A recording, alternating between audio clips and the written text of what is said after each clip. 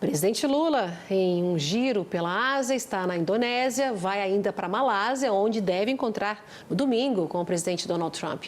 E por aqui, Fernando Haddad busca meios para compensar, então, a perda de arrecadação. Projetos alternativos, a MP 1303, aquela que foi derrubada, né, está sem validade, devem, então, ser enviados ao Congresso. Assuntos para Ana Amélia Lemos, jornalista e senadora. Muito bem-vinda. Boa noite, Ana.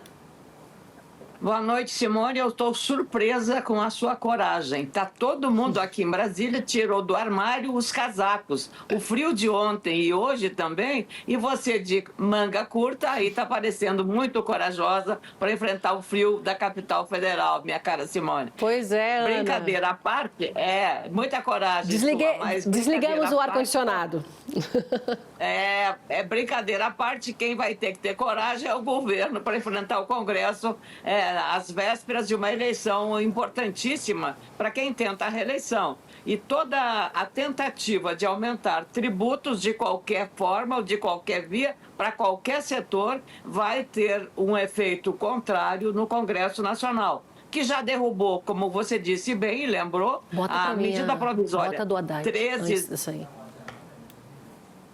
A 1303, a medida provisória, não foi, Simone, que você mencionou, e agora o governo tem que levar uma alternativa para resolver o problema de caixa. Está aprofundando o desajuste fiscal e o governo precisa resolver isso, sob pena de herdar dele próprio um rombo que vai ser difícil de tapar. Então, todo o esforço está sendo feito exatamente para tentar recuperar o tempo perdido e essa derrota que teve na votação quando o Congresso derrubou a medida provisória pelo decurso de prazo. Então, aí, Simone, agora o ministro Fernando Haddad está que se virar nos 30 para conseguir uma alternativa palatável que o Congresso aceite para compensar a derrubada da medida provisória que tratou de substituir o IOF. Não vai ser uma tarefa fácil, o governo precisa articular muito bem, a oposição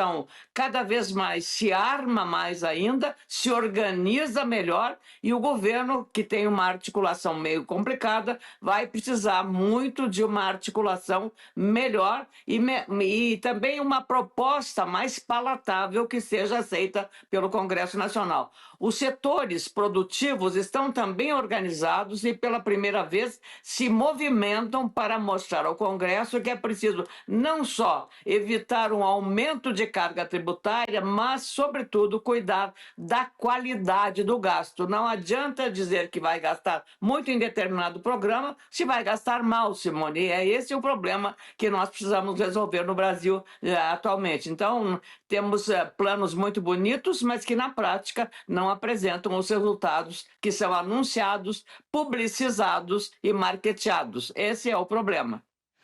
Tá certo, vamos seguir nesse assunto, mas antes de eu chamar a reportagem aqui para você ouvir e analisar novamente, desculpa a minha interferência aí, que o meu áudio estava aberto e eu atrapalhei teu raciocínio aí, viu, Ana?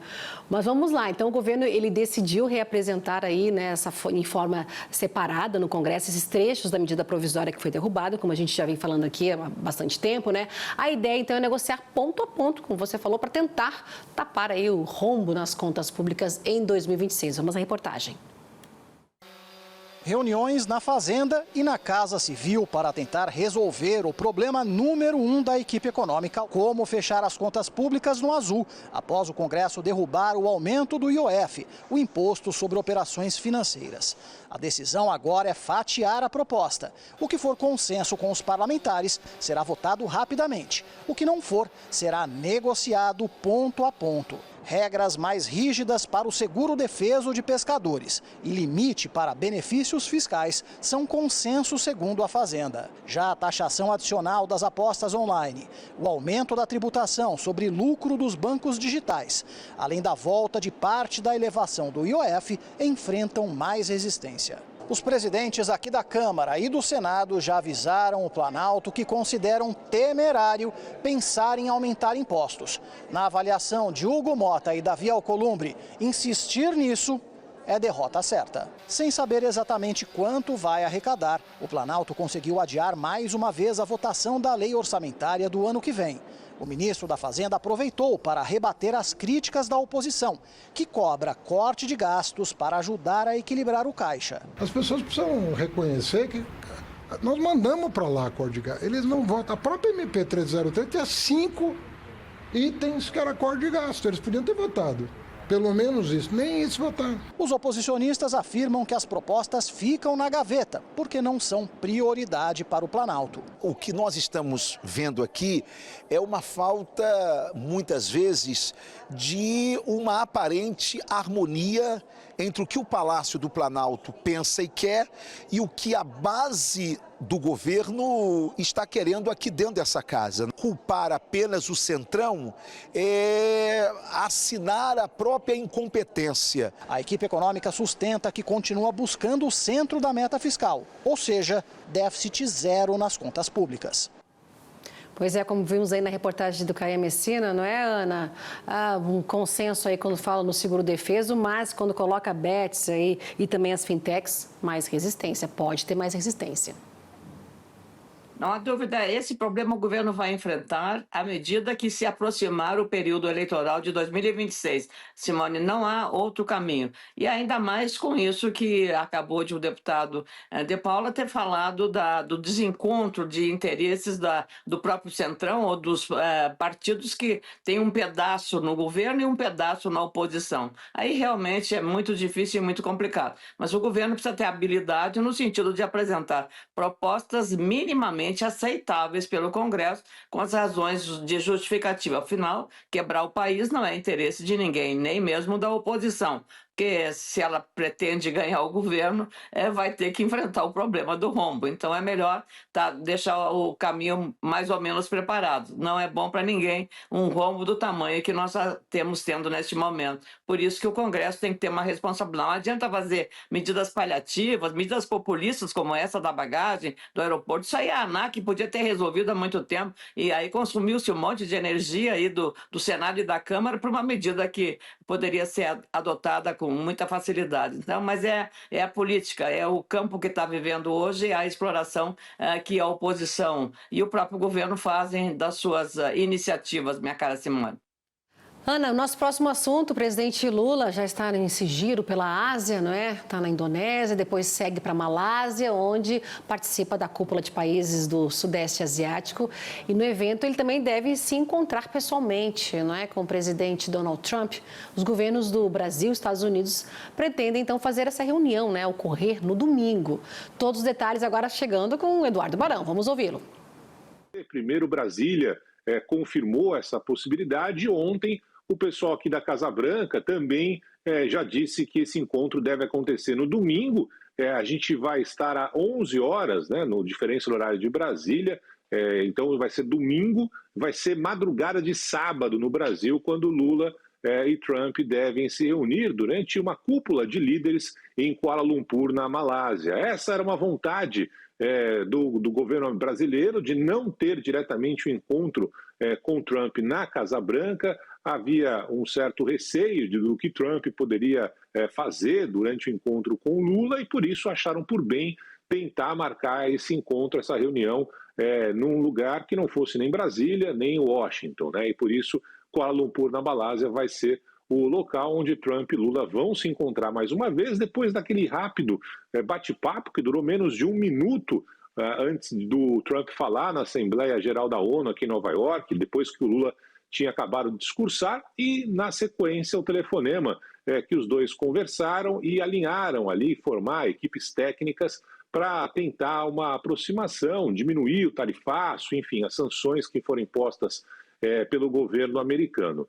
Não deve ter nenhum acordo fechado nessa reunião entre Trump e Lula no domingo. O que tudo indica, vai ser realmente uma reaproximação entre os dois governos, aquela história de tirar uma foto para marcar o momento. As equipes estão trabalhando. Semana passada a gente esteve em Washington, acompanhamos ali o encontro, aí sim, do chanceler Mauro Vieira, do secretário de Estado Marco Rubio, dando início a esse processo que está acontecendo nos bastidores. E depois, se tudo correr bem nesse encontro de domingo na Malásia, é provável que lá na frente os dois marquem um novo encontro, aí sim, para fechar algo mais concreto. Pode ser a redução das tarifas, outros itens entrando na lista de exceção, o caso do café, por exemplo, que disparou o preço aqui nos Estados Unidos, o governo americano interessado nas terras raras do Brasil, enfim, algo que seja mais prático, mas de qualquer forma mostra essa reaproximação, esse encontro marcado para domingo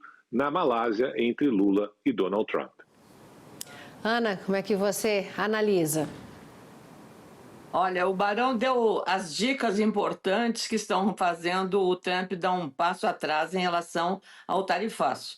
Primeiro, a reclamação dos pecuaristas, dos produtores de soja americanos e agora do consumidor que está reclamando do alto preço do café. Afinal, a maior parte do café que é consumido nos Estados Unidos vai do Brasil. Então, isso está pesando no humor do eleitorado americano. E Trump sabe, como político, que ele precisa de melhorar o humor do consumidor, porque vai ser o voto na próxima eleição. Ele que quer fazer mais um mandato, sem dúvida. Então, essa reunião que foi marcada na Malásia, também pelos argumentos apresentados pelo Barão, exatamente é isso, é a photo opportunity, como eles chamam. É uma foto para marcar e selar um encontro que agora convém aos dois lados. Então, tirada a quebra do gelo e também atendidos lá as pretensões e a pressão bolsonarista pela ação do Eduardo Bolsonaro nos Estados Unidos, agora entra uma nova etapa, a etapa que os interesses se sobressaem às questões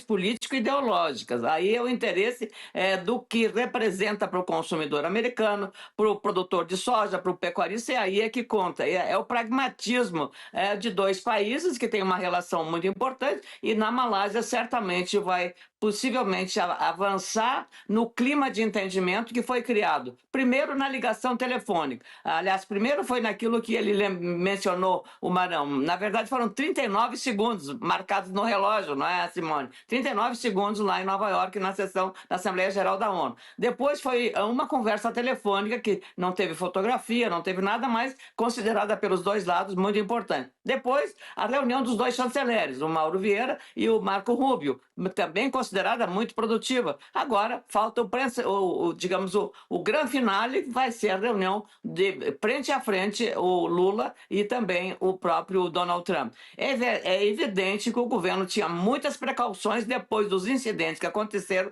com líderes mundiais, o Zelensky da Ucrânia, o presidente da África do Sul, na Casa Branca, que ficaram numa posição extremamente constrangedora. Lula não queria passar por isso e, portanto, esse encontro vai ser muito oportuno para esse entendimento continuar. A bem do interesse brasileiro, em primeiro lugar, é o que defende, o que nós devemos defender, e é o que deseja também proteger Donald Trump de evitar maiores prejuízos e consequências do tarifato sobre a economia interna americana, basicamente em relação ao mau humor dos consumidores americanos, com o aumento do preço do café, da carne, do hambúrguer e de todos os produtos que sofreram o tarifaço adotado pelo governo da Casa Branca, minha cara Simone. É verdade. Vamos ver como é que vai ser essa reunião no domingo, né, Ana? Que pressão por Donald Trump está chegando de todos os lados. Os sojicultores estão pressionando, aí os consumidores, né, dos setores de café, os consumidores também, os pecuaristas, não é, Ana Amélia, estão pressionando aí Donald Trump. E o Trump falou hoje, até eu separei aqui para falar com você, o Trump disse que os pecuaristas deles devem baixar os preços da carne, né? A gente viu aí ele dizendo que abre aspas, os pecuaristas que eu adoro não entendem que a única razão pela qual estão indo tão bem pela primeira vez em décadas é porque eu impus tarifas sobre o gado que entra nos Estados Unidos, incluindo essa tarifa de 50% aqui para o Brasil. Ou seja, o Donald Trump pedindo aí para que a carne, né, o preço da carne baixe por lá para conter também a inflação. Ana Amélia Lemos, muito obrigada hoje pela participação aqui com a gente. Amanhã aqui com a gente, ao vivo, né, nos nossos estúdios, Ana. Estaremos aí juntos sem essa interrupção virtual, minha querida Simone. Com certeza, Bom querida. trabalho. Obrigada, tchau, tchau.